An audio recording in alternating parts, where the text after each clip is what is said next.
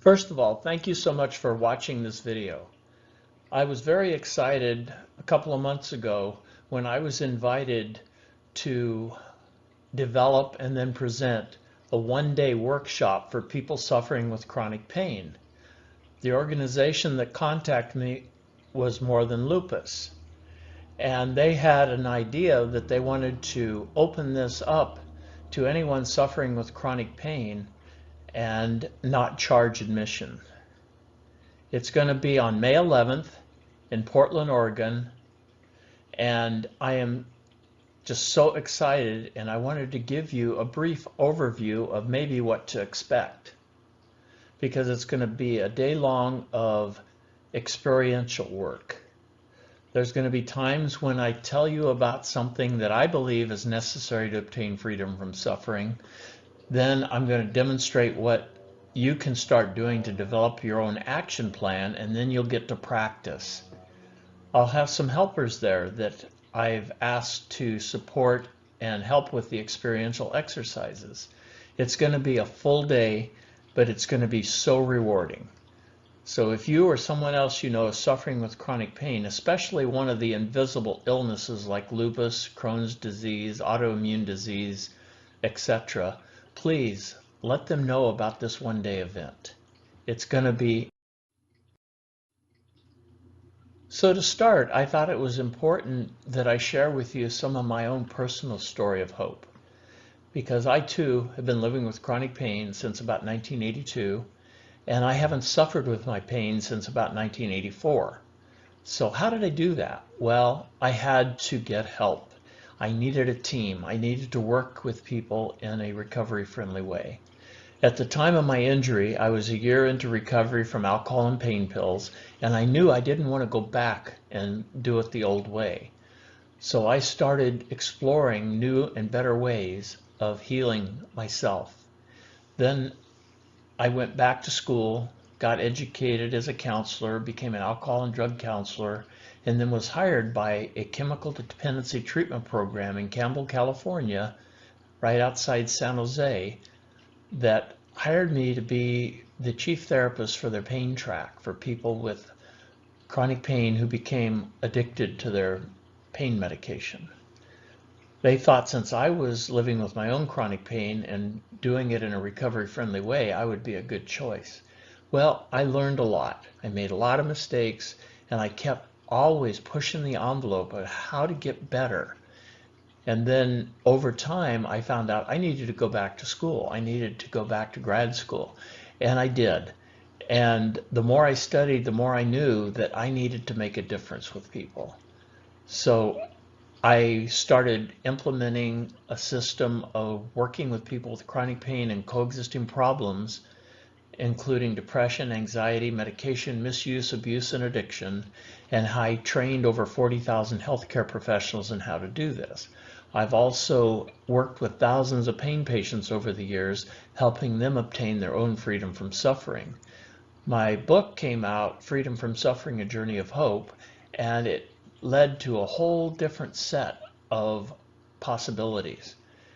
So that's what this workshop is based on, is the 7 strategic steps to freedom from suffering. And the tagline here is from my partner, my wife, my co-author, Ellen, and it's freedom from suffering is your right, and it's also your responsibility. So in this dynamic experiential workshop, you're going to find ways to develop your own action plan for your personal freedom from suffering. I really want to emphasize that it's really crucial that we work with the whole person, and then you are not a chronic pain person, you're a person that has chronic pain. We are not our diagnosis. And chronic pain is an important problem that we want to learn to deal with. However, most people living with chronic pain have other problems. They might have substance use, misuse, abuse, or medication management problems, even addiction. They also have other psychological problems like anxiety, depression, unresolved trauma, sleep problems.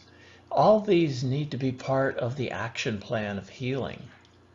Many people have gone for years to different medical providers, and it becomes frustrating for them and for the people trying to help them because nothing ever seems to work. And usually it's because it's just a pure biomedical model. What I mean by that is people are given pills, shots, interventional pain procedures, or surgeries, and that's going to fix it. There's a whole new domain, the psychosocial problems, friends, family, community, careers. Everything's impacted, so all that needs to be on the action plan. It impacts people's spirituality. People get cut off from their spiritual values, practices, and principles. And the goal in this workshop is to identify where you're at in the 4 quadrants, bio, psychosocial, and spiritual, and how to improve your levels of functioning and quality of life in each of those areas. So in the biological area, it's really important to have an action plan. One of the things we're going to do is have you rate yourself on a 1 to 25 scale, with 1, 2, 3 meaning you're so unhealthy you need to be in the hospital, and 24, 25 you're ready to go out and do a marathon. So this is about implementing other tools besides the biomedical pain tools. Diet, nutrition, exercise. Many of the people I've worked with, especially with lupus and some of the other invisible illnesses, find that diet and nutrition needs to be a key and crucial part of their action plan. In the psychological areas, many people are suffering, and pain is the physiological symptom that leads to psychological suffering. People have trouble managing their beliefs, perceptions, thoughts, and emotions. So you'll have an action plan for identifying where you're at with this. How well are you managing your thoughts and emotions on a 1 to 25 scale? Again, if you're down at 1, 2, 3, you should be in the hospital, but this time in the psych unit. If you're up at 25, you've achieved enlightenment. I have never hit that number personally. So the next area is the social. This is our interactions with friends, family, and community. Using that same rating scale, I'm going to ask you, are you down at 1, 2, 3? Are you a hermit living in a cave? Or are you totally isolated? Or are you up at 25, the super social butterfly? And then how to develop a plan wherever you're at least maintain, if not improve, your score. Then we want to tie it all together. And I see spiritual as the glue to hold it all together. And on the same scale, down at 1, 2, 3 means I'm totally cut off from my spiritual values, practices, and principles. And if I'm at 25, I'm in total harmony. And developing a spiritual action plan is also very essential. It's the glue that holds it all together. When I talk about exploring what is effective chronic pain management, I want to talk about the core components I just went over: bio, psychosocial, spiritual. There's also the biomedical, and sometimes they are important, but if they're the only thing, it's not enough. If it was enough, you wouldn't be wanting to go to this workshop. The crucial part is dealing with the psychological and emotional components of the chronic pain. So we're going to give you some tools how to measure how much of your pain is physiological or biological and how much of it is psychological, emotional. Then we want to look, especially for pain flare-ups, what are some non-medication based ways that you can learn to manage your pain flare-ups. And most importantly, having appropriate, positive family and social support systems in place. Sometimes I call these accountability partners. So you'll learn all about that in this one-day experiential. And then learning how to identify and implement your spiritual values, practices, and principles, and have a spiritual toolbox. One of the things a lot of people struggle with is the medication. We see in this country right now we're in an opioid and chronic pain crisis. And it's because they're over-dependent upon pain medication, which becomes a symptom management tool rather than a tool of healing. So we want to help people develop a recovery-friendly medication management plan, not just for the chronic pain, but for some of the potential mental health problems. It needs to be evidence-based. It needs to be a recovery-friendly approach that won't trigger somebody into an addiction, or somebody who's in recovery, it won't trigger a relapse. We also want to start low and go slow. That's what all the docs I work with, the good ones, they say, we'll start at the lowest minimum effective dose. We'll add some of the non-pharmacological interventions, and then we'll see where we go from there. It needs to be individualized. There's no cookie cutter approach. It needs to brief, targeted, strategic, individualized, and we need to meet people where they're at, and we need to find out what your specific needs are and who you can have in your corner to make sure you're using medication safely and effectively. And I would encourage that you volunteer to be monitored randomly to show that you're using what you're supposed to be using and not using what you're not supposed to be using. Compliance monitoring. And it's really important to find cost-effective medication. Every pharmacy has different rates. A lot of insurance plans have different rates. So you need to find what's best. So we want to talk about developing a non-pharmacological holistic practices. So one of the major goals is to step away from the traditional biomedical model as the only tool in your toolbox. It's crucial, again, to heal the whole person.